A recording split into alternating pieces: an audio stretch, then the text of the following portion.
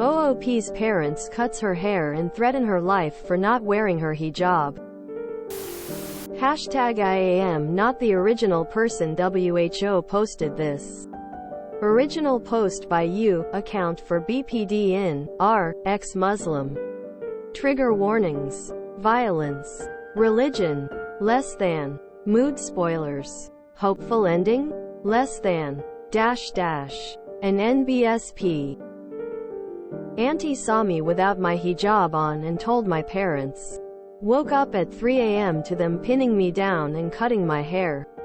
Submitted on the 29th of May 2017. Hi all. I detest the hijab. My ultra-religious father forced me to wear it when I was 5. My mom also supported this, despite the fact that she wore a hijab and religious clothing at the age of 48. Pretty hypocritical. Anyways, I am 23 and a PhD student. Since starting my PhD, I felt brave and started going to school without the hijab. I would put it on prior to coming home. 2 days ago, I was out with a male friend near campus and I ran into an auntie. She said salam, but I kept walking and pretended to not know her. She called my mom that same day and I denied it. I know my mother called my father and told him this. I decided to go to sleep to avoid them. I ended up waking up due to pressure on my body and someone grabbing my hair. I quickly realized my father was sitting on me as my mother was cutting my waist-length hair. They both yelled, "Why don't you take off your hijab now with your ugly hair? Show the world." Then my father took the scissors to my throat and said he would kill me in my sleep if I ever go out without my hijab again. I have not been able to sleep since. They will come into my room throughout the night and say things like, "Do not forget what we said." An NBSP. Oop comment. I was going to wait until my parents left the house so I can leave, but my dad took off the past few days from work and has been at home, watching me like a hawk. An NBSP. Helpful response. Turn your phone silent with no vibrate so you can hide it safe and quiet. Message your friends from school. Message your advisor. If you don't show up within the week, and they don't hear your voice, i.e., not someone pretending to be you and texting them, they should call the cops. Tell them to read this Reddit thread. Long story short. Meanwhile, play it cool with your dad. It's okay to show fear. He would feel mission accomplished. Hopefully he will lower his guard a little and not press you further. If they let you go to school, you get your chance to run. Don't fight too hard to go back to school. Just act obedient and scared straight. Better yet, don't even mention going to school and pretend you don't feel like leaving the house. Let them be the one to bring up you needing to go to school so they don't suspect you planning on running. Also for packing, obviously don't pack an actual bag. Instead, organize your stuff so one of the drawer will be everything you plan on taking, just not inside a bag. So when your window to leave appear, you dump everything in that drawer into your bag nice and fast, then go. An NBSP. More info from OOP. I am in Canada and almost 24. I have always worked multiple jobs and I have a great job and funding now. So my finances are great. I just need a way to physically leave because I fear my dad will stop me and try to kill me. An NBSP. An NBSP. Update. Auntie saw me without my hijab on and told my parents. Woke up at 3 a.m. to them pinning me down and cutting my hair. Submitted on the 31st of August 2017. Note. Dua equals prayer. Quran equals Islamic holy book. Thawab equals divine reward. Wudu equals ritual washing before daily prayer. Burqa equals garment covering the entire body worn by women in public. Thank you for all the support. I am truly blessed to have this community to turn to during times of turmoil. I appreciated all the advice. Fortunately, my father eventually returned to work 12 days later. During this period, My parents became extremely religious. They started forcing me to read Quran, pray, fast for thawab, ask for redemption from Allah for going out without my hijab. And my father told me that I will have to wear a burqa from now on if I want to step foot outside. I only wore hijab before. I decided to go along with the charade and pretend I found Allah and started acting more religiously around the house while my father was home. I constantly asked him to make dua for me to bring me back to Islam. I'd do wudu throughout the day, have the prayer times memorized, etc. During the 12 days he was home, he was watching me like a hawk. So I would take a Quran and tell him I was going to read Quran in my room and ask Allah for forgiveness for my horrible actions. Once I was in my room, I would look for apartments for rent, restraining order information, and I slowly started to gather my belongings. I contacted my faculty and informed them I would be taking a leave of absence for 1 semester, which they allowed. I made arrangements to stay with a friend, and then ultimately moved to my own apartment, as I have the funds to do so. The day my father returned to work, I was home alone with my mother and very religious brother. I had a backpack packed with all the necessities. While my father was home, I had started planting a seed in my mother's head, telling her that I wanted to go to the mosque and start teaching Quran to younger girls. Thus, upon my father's exit from the house, I casually mentioned to my mother that I was going to visit the mosque to inquire about teaching Quran. I had to play the part, so I wore the burqa my father got me, and my brother dropped me off at the mosque and told me he would return in an hour. I went inside the mosque and waited in the shoe area until my brother drove off. I then called an Uber and went to my friend's house. There, I removed the burqa and started my plan of action. I got in contact with the police and informed them of everything, showing pictures of bruises I had documented, as well as my hair. Long story short, I am in a different city now. Unfortunately, my parents and brother tried to hunt me down and I could not continue living in my small city. I have relocated to a different city and changed my name. As a result of relocating, I had to withdraw from my PhD program, which was the hardest thing to do. I have reapplied to a PhD program in my current city and I hope to start in January. I wanted to make this update post for anyone in a difficult situation and thinking about leaving. I know most of you want to get out ASAP, but sometimes it is safer to lay low and fool your parents into thinking you regret your actions and that you have found Islam again. I know in my heart that if I had attempted to leave that same night, my father or brother would have ended my life. For they believe that it's better to have a dead daughter, sister than to have a living one straying from Islam. Thanks to everyone in the community for the support. An NBSP. Oop comment. It is a complicated situation. Unfortunately, I cannot divulge much information due to privacy reasons. I have moved to a larger city, further away from my parents, and they do not know this. I also have no social media or online presence, and I cut out nearly all of my friends from my home city out of my life. An NBSP. Helpful response. I'm an atheist and am president of a small secular nonprofit organization.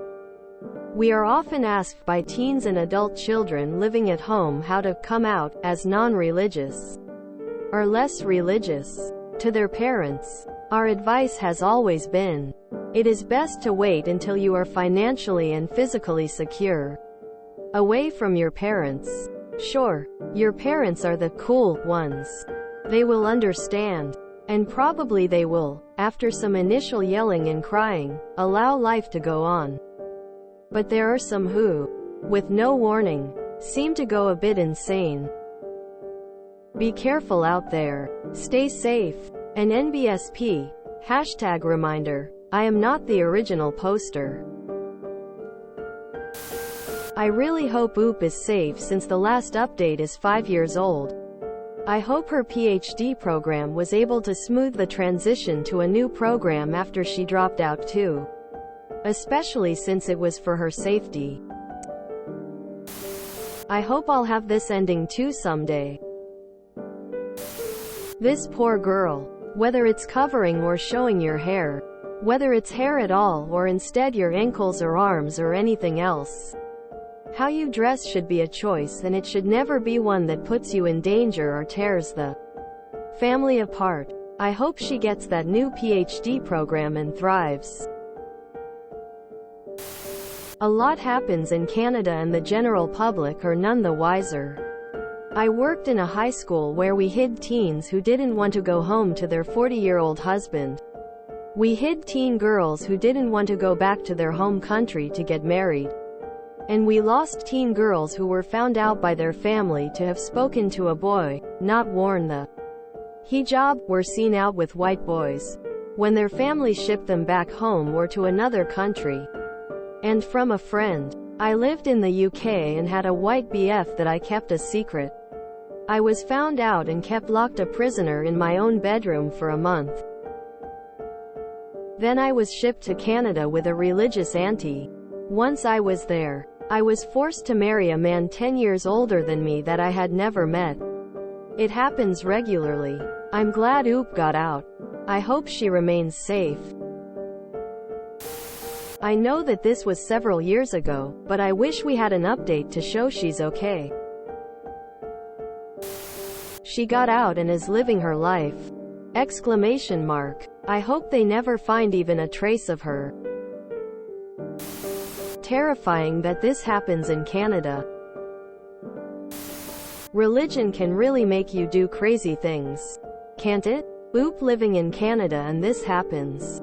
I can't even imagine what it would have been like for her if she was living somewhere else. I can't imagine being a parent and doing this to my child. Much less anyone else, honestly. But what do I know? Reading OOP's post was absolutely terrifying and harrowing. And I didn't even have to go through it. So much bravery and forethought, honestly. The comment about not coming out, unless you have a secure exit plan, is really important. Information though, not just for coming out as less religious, but especially if you are going to come out as LGBTQIA. You never know how parents will react, even if you think they may be okay with it. Speaking from experience, unfortunately. Wherever Oop is, I hope she is alive and thriving, letting her beautiful hair fly freely in the winds of Canada or wherever she is. Terrifying that this can happen. But I am so happy that Oop got out. I am grateful that some children have the opportunity to escape and live their own lives after their families move to Canada. However terrifying and heartbreaking it is. This is seriously such a scary situation. This poor Oop had to take a leave of absence from school, and the reason was trying to escape my captors and save my life. That is so heartbreakingly extreme. I hope she thrives where she is now and her family never finds her again. How frightening for Oop. I'm glad she got out and hope she never runs into any aunties or uncles who could lead her parents to her. Hope I get the same end. Although I am nowhere as smart as her and don't live in a favorable country for that. I would argue that if you can go insane at the provocation of your own child having their own thoughts, you are always a danger to society. As harm goes, it eclipses that caused by some people on sex offender registers. Perhaps a register for people who've committed crimes because it was God's will would be helpful for society. I'd like to know if casual blasphemy, my freedom of speech in most places, could get me killed by a true believer, whether you officially designate them as insane or not. We are often asked by teens and adult children living at home how to come out as non-religious or less religious to their parents. Our advice has always been, It is best to wait until you are financially and physically secure. Away from your parents. I taught HS briefly. Back in the 90s. This is the same advice I gave to at least one student who said he felt he might be gay. Told him to wait until he was sure. And the above advice. His parents did not have gay friends. Etc. What a nutjob family. I often wonder if these kind of people ever realize they're the reason more people are turning away from religion. Stay vigilant. Because you are safe now doesn't mean that your parents and brother won't go on a religious hunt to find you. It happened to a woman in NYC, and I'm sure many others. Wait before applying for your next PhD program. That info can be tracked. Speak to someone about security and ways to be safe. The internet is an amazing tool and almost anyone can be tracked down if they don't have professional help to hide. Change your name again. Change it again. And one more time for good measure. Change your social security number. Ask how to shield use of your birth certificate. Change the names on your bank and credit card accounts. Think of all possible scenarios and change everything that could lead them to you. Then change them all again. Good luck. My gosh. I would send this woman all the help she needs. I hope she is okay. My parents weren't this extreme. But once I was caught without hijab in a picture and I was wearing jeans and a full-sleeve shirt up to my check coverage. Basically no cleavage or chest showing. And my mom told me a naked picture of me had leaked and embarrassed her. Yelled at me for days. Anyways, long story short, financial independence and then physical distance. It's much harder as a kid. So if you're a minor, play along and be agreeable so they let you get an education and then get a job and GTFO. If you can't and they're forcing you to marry or whatever, please tell the police or someone so you can get out. The one beauty of Western countries is you can get an education and get out and have rights. In other countries, especially Middle East and other Muslim countries, your family basically owns you and it sucks. Note: my comments apply to women because they suffer the most under oppressive parents, religious fanatics. If OP could possibly emigrate to a different country where it would be less likely to bump into an auntie, it may be life-saving. It seems that the religion she was born into only values females as incubators to carry the real human of value, the male. Females are clearly replaceable and dispensable. They may cook and clean and do laundry in addition to being breeding slaves. And they are forced into marriages. Go safely, brave woman. May you live a free and rewarding life surrounded by loving equals. Bless you. If you enjoyed this video, please check out our playlists full of similar content. Epicaricast is like doom scrolling for your ears. Please like, share, and subscribe.